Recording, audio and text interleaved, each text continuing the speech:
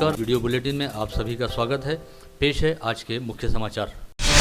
चरित्र पर संदेह के चलते पत्नी को पशु संवर्धन अधिकारी और सास ससुर ने मिलकर मौत के घाट उतारा रहने की घटना गाड़गनगर थाना क्षेत्र के अर्जुन नगर परिसर के स्नेहा कॉलोनी में घटित हुई। पुलिस ने पोस्टमार्टम रिपोर्ट मिलने पर हत्या का मामला दर्ज कर पुलिस ने आरोपी पति, सास और ससुर को गिरफ्तार कर लिया है। जानकारी के मुताबिक मृतक महिला का नाम दीप्ति चेतन सोलंके है, जबकि आरोपी पति का नाम चेतन ज्ञानदेव सोलंके, ससुर ज्ञानदेव सोलंके और सास सविता ज्ञानदेव सोलंके है। मृतक दीप्ति सोलंके दरियापुर के भारतीय स्टेट बैंक जूनियर एसोसिएट पद पर कार्यरत थी, जबकि चेतन सोलंके यह धारनी तहसील के हीरा बम्बई पशु संवर्धन अधिकारी के रूप में कार्यरत है। चेतन और दीप्ति का विवाह 18 दिसंबर 2018 को हुआ था। चेतन के पिता सेवानिवृत्त बीडीओ है। विवाह के समय दीप्ति वर्धा और चेतन नांदगांव खंडेश्वर में कार्यरत थे, लेकिन कुछ माह बाद दीप्ति का दरियापुर एसबीआई शाखा में तबादला हो गया था। इस कारण दीप्ति 5 दिन दरियापुर रहने के बाद शनिवार रविवार को अमरावती स्नेहा कॉलोनी में रहने वाले अपने सास ससुर के यहाँ आती थी, लेकिन पति चेतन यह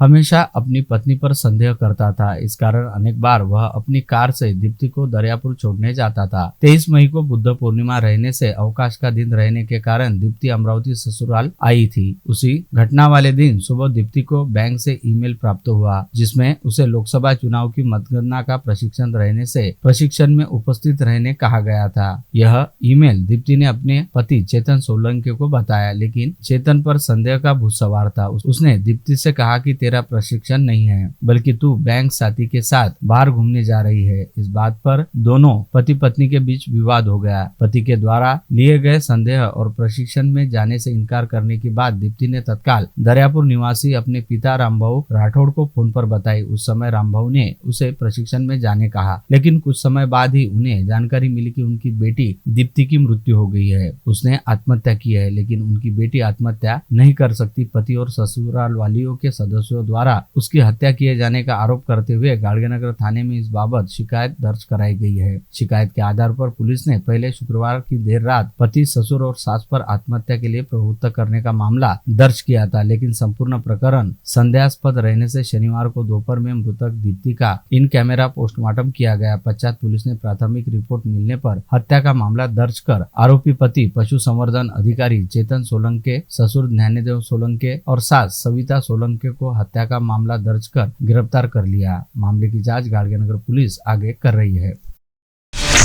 धामनगांव रेलवे के स्थानीय कृषि उपज बाजार समिति में ज्वार खरीदी का शुभारंभ श्री छत्रपति शिवाजी महाराज बाजार समिति परिसर में शनिवार 25 मई को किया गया। शुभारंभ प्रसंग पर ज्वार को 2311 रुपए प्रति क्विंटल भाव मिला। स्थानीय कृषि उपज बाजार समिति किसान बंधुओं की सेवा सुविधा के लिए पहचानी जाती है। तहसील के किसानों के कृषि उत्पादकों की बिक्री योग्य भाव में करवाने हेतु समिति तत्पर रहती है। इससे पूर्व तिल्ली खरीदी का शुभारंभ किया गया था। तिल्ली खरीदी को बड़े प्रमाण में प्रतिसाद भी मिल रहा है। अब तिल्ली के साथ ही शनिवार 25 मई को बाजार समिति में ज्वार खरीदी का शुभारंभ किया गया। मुंबई में छत्रपति शिवाजी महाराज टर्मिनल्स सीएसटी पर 24 कोच वाली ट्रेनों को समायोजित करने के लिए प्लेटफॉर्म 10 और 11 के विस्तार के संबंध में प्री नॉन इंटरलॉकिंग के लिए 1 जून की आधी रात से 36 घंटे का विशेष ब्लॉक किया जाएगा। इस कारण 2 जून सीएसटी स्टेशन से चलने वाली कई ट्रेनें प्रभावित होगी और अमरावती सीएसटी एक्सप्रेस को शुक्रवार 31 मई को रद्द कर दिया गया है। मध्य रेलवे द्वारा जारी एक परिपत्रक के अनुसार शुक्रवार 31 मई को अमरावती से प्रस्थान करने वाली अमरावती सीएसटी एक्सप्रेस को प्रस्थान स्टेशन पर ही रद्द किया गया है। नागपुर सीएसटी दुरंतो एक्सप्रेस और हावड़ा सीएसटी दुरंतो एक्सप्रेस को भी उसी दिन रद्द किया गया है। शनिवार 1 जून को अमरावती सीएसटी एक्सप्रेस को प्रस्थान स्टेशन से ही रद्द किया गया है। सीएसटी नागपुर दुरंतो एक्सप्रेस भी उसी दिन रद्द की गई है। पशु प्रेमी शशांक सरोदे ने वसा संस्था की एनिमल्स रेस्क्यू टीम को सूचना दी कि साई नगर के कोंडेश्वर कॉलोनी इलाके में एक छोटी गाय घायल अवस्था में घूम रही है। तुरंत रेस्क्यू टीम मौके पर पहुंची और गाय को रेस्क्यू कर उसकी जान बचाई। साईनगर इलाके में घायल गाय 2 छोटे सांड के साथ कई दिनों से घूम रही थी।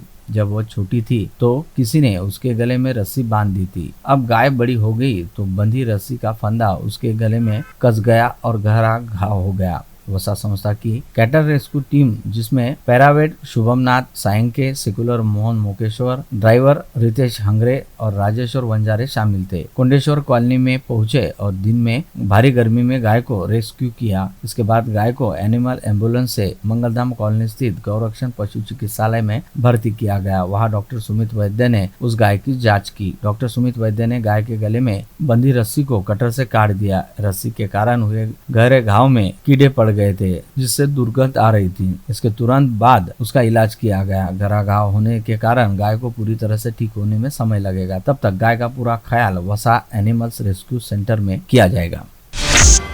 मानसून में बाढ़ के कारण बाधित होने वाले गांव के लिए तथा बहुल गांव में तत्काल सहायता पहुंचाने की दृष्टि से आपदा व्यवस्थापन कक्ष सुसज्ज हो गया है। सभी स्तर की संपर्क यंत्रणा और आपदा व्यवस्थापन कक्ष 24 घंटे कार्यान्वित है। इसमें 692 प्रशिक्षित मनुष्यबल है और 13 प्रकार के साहित्य का समावेश है। मानसून में अतिवृष्टि के कारण और बाढ़ के कारण कुछ गाँव का संपर्क टूट जाता है। इस दृष्टि से बाधितों के लिए ऊंचाई पर निवारा, खाने की व्यवस्था तथा अनाज, दवाई आदि सामग्री की व्यवस्था पहले से ही कर देने की सूचना दी गई है। जिला स्तर पर नियंत्रण कक्ष 24 घंटे कार्यान्वित रखा गया है।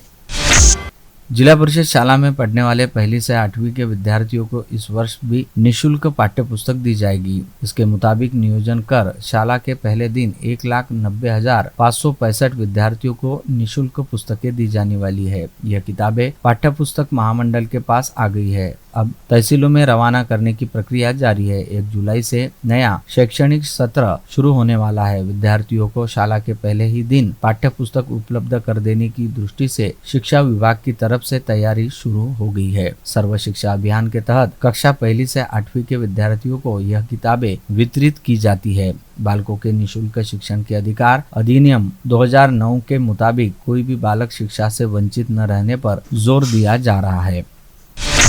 शासन की तरफ से अंत्योदय और केसरी गढ़ के राशन कार्ड धारकों के लिए थैलियां का वितरण किया जा रहा है। जिले को 2,95,000 राशन की थैली प्राप्त हुई। इस कारण इस राशन का वितरण शुरू रहते लोकसभा चुनाव की आचार संहिता शुरू होने से इसका वितरण रोक दिया गया। 28,886 लाभार्थियों को वितरण किया जा रहा तो भी 2,63,000 थैली का वितरण नहीं हो पाया। आचार संहिता समाप्त होने के बाद इन थैलियों का वितरण शुरू होगा, ऐसा जिला आपूर्ति अधिकारी ने कहा।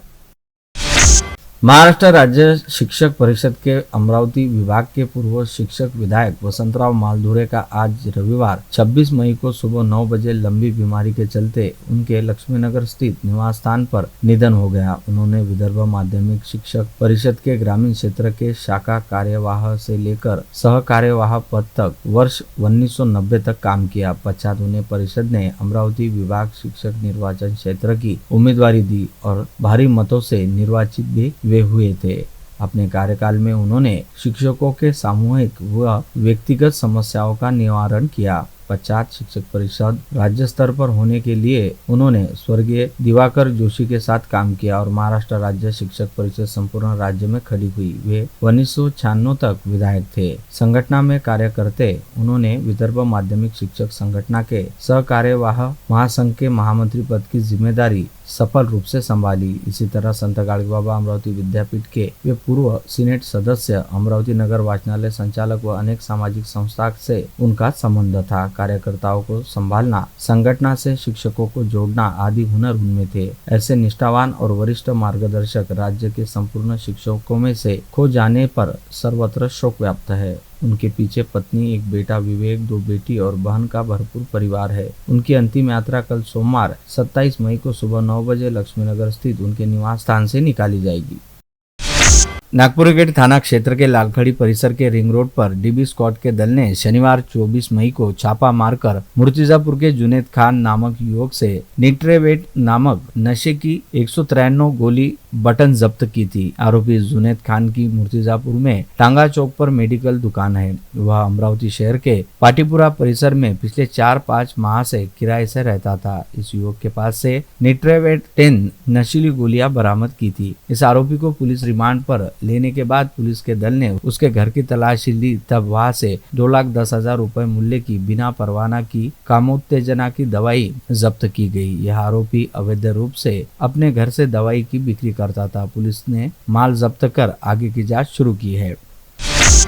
नागपुर गेट थाना क्षेत्र के पैराडाइज कॉलोनी निवासी अब्दुल वसीम अब्दुल सलीम नामक युवक ने अपने घर के सामने खड़ी रखी दुपहिया गाड़ी गत 9 मई को चुरा कर ले गया था। मामले की शिकायत दर्ज करने के बाद पुलिस ने जांच शुरू की थी। जांच के दौरान मिली जानकारी के आधार पर पुलिस ने यास्मीन नगर निवासी शेख इब्राहिम शेख इसराइल को कब्जे में लेकर पूछताछ की। तब उसने वाहन चोरी की कबूली देने के साथ 6 मोबाइल चोरी की भी कबूली दी। यह मोबाइल उसने नागरिकों के खुले घर में घुसकर चुराए थे। पुलिस ने दुपहिया वाहन और 6 मोबाइल सहित कुल 1,19,853 रुपए का माल जब्त किया है। मामले की जाँच नागपुर गेट पुलिस आगे कर रही है। वरुड से अमरावती मार्ग पर बेनोडा शहीद पुलिस थाना अंतर्गत नागजिरी फाटा के पास 24 मई को रात हुई घटना में एक मोटरसाइकिल चालक की मौत हो गई। इस मामले में बेनोडा शहीद पुलिस आगे की जांच कर रही है। काटोल आगरा की एसटी बस रात करीब 9 बजे नागजिरी फाटा के पास नागमंदिर ब्रिज के सामने नागपुर से मोर्शी जा रही थी। तभी मोटरसाइकिल चालक सचिन संजय ध्रुवे ने दुपहिया से वरुड जाते समय एसटी बस ड्राइवर की साइड में आई और उसे सीधी टक्कर मार दी, जिसमें उसकी जान चली गई।